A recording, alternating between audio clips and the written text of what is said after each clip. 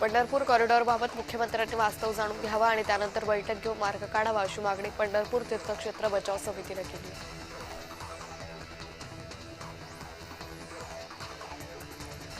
रायगड जिल्ह्यातील समुद्रकिनारे ओस पडलेत. वाढत्या उष्णतेचा पर्यटनावर परिणाम होतोय. श्रीवर्धन, हरिहरेश्वर, दिव्या आगार समुद्र किनाऱ्यावर सध्या शुकशुकाट आहे. यामुळे किनारपट्टी भागातील व्यावसायिकांचंही नुकसान होत आहे.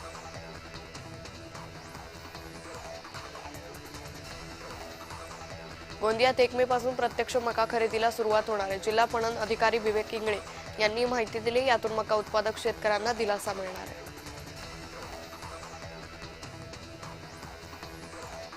दाक्षिणात्य सिनेसृष्टीतील अभिनेता सुपरस्टार विजय यांनी शिर्डीत साईबाबांचं दर्शन घेतलं. 4 मे रोजी होणाऱ्या तामिळनाडू निवडणूक निकालापूर्वी टीव्हीके पक्षाचे अध्यक्ष थलपती विजय यांनी साईबाबांचं दर्शन घेतलं.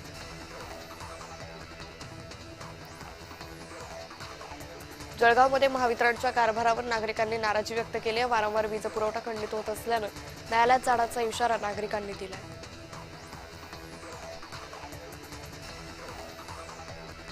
अहिल्यानगर जिल्ह्यात उन्हाची तीव्रता वाढल्यानं पाणी टंचाईचे संकट गडद आहे.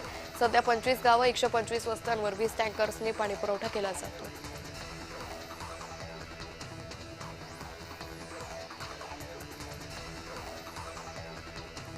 बीडच्या मस्सा चौकमध्ये संतोष देशमुख यांच्या पत्नीचा पराभव झाला. याबाबत बोलताना अनपेक्षित निकाल लागला असं धनंजय देशमुख यांनी म्हटलंय. विजयी उमेदवाराला शुभेच्छा देत चांगल्या कामासाठी कायम सोबत राहणार असंही वक्तव्य धनंजय देशमुखांनी केलं.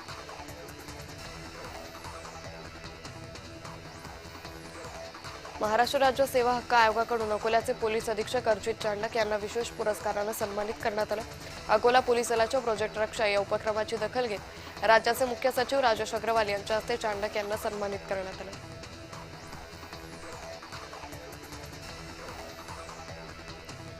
छत्रपती संभाजीनगरमध्ये महानगरपालिकेची कारवाई सुरूच आहे. 7 हिल ते गजानन महाराज रोड या परिसरात महानगरपालिका आणि पोलीस प्रशासनाकडून संयुक्त मोहीम राबवली जाते. रस्त्यावरील अतिक्रमण हटवणं, नो पार्किंगमध्ये उभी असलेली वाहनं हटवणं अशी कारवाई सुरू आहे. सोलापूर जिल्ह्यातील वाढत्या उष्णतेमुळे मुलांनी विहिरी आणि सेना नदीच्या कालव्यात पोहण्याला पसंती दिली. टायर आणि प्लास्टिक डब्यांच्या साह्यानं पाण्यात खेळत मुलांनी नैसर्गिक वॉटर पार्कचा आनंद घेतला.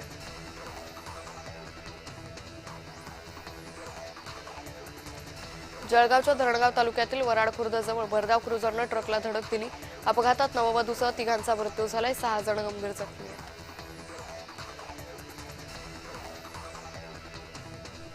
अकोल्यातल्या मूर्तिजापुरात अंधश्रद्धेचा नवा प्रकार समोर आलाय. दर सोमवारी आणि दर पौर्णिमेला बाबांच्या अंगात सवारी येते. रामभाऊ नामदेव भड उर्फ चंदन मुरारी बाबा चर्चेत आहे.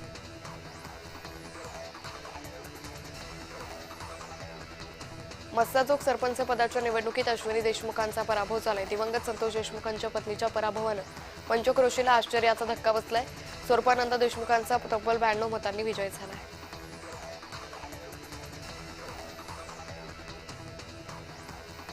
मुंबई अहमदाबाद महामार्गावर भीषण अपघात झाला. कारनं महामार्ग ओलांडत असलेल्या मायलेकांना धडक दिली. अपघातात वंदना पाडोसाई यांचा जागीच मृत्यू तर 4 जण जखमी झालेत.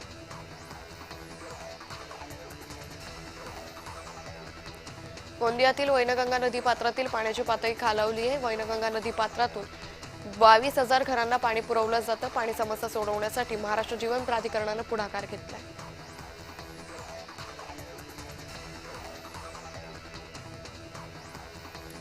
धुळ्यातील कापडले गावात विद्युत तारांच्या घर्षणामुळे 4 एकर ज्वारीचे पीक उद्ध्वस्त झाले. शेतकऱ्यांच्या अंदाजे 2.5 लाख रुपयांचं नुकसान झालंय. शासनानं तातडीनं नुकसान भरपाई देण्याची मागणी होते.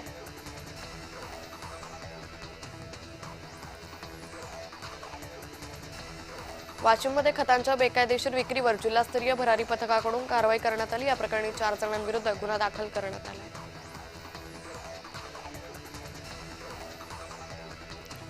बीडमधील मरळवाडी ग्रामपंचायत निवडणुकीत दिवंगत सरपंच बापू आंधळेंचा पत्नी 435 मतांनी विजयी झालाय. गावाच्या विकासाकडे लक्ष देणार असं वक्तव्य दीपाली आंधळे यांनी केलंय.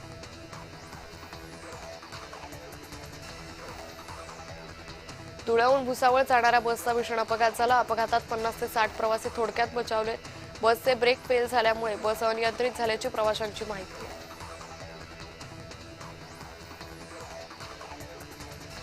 बुलढाण्यात काँग्रेसनं गायकवाडांविरोधात आंदोलन केलं. काँग्रेस आणि गायकवाड समर्थक आमने सामने आले. दोन्ही गटाकडून जोरदार घोषणाबाजी करण्यात आली.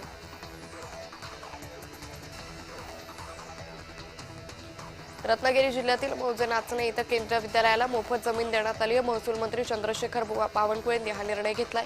2.5 हेक्टर जमीन उपलब्ध करून देणार आहे अशी माहिती त्यांनी दिली।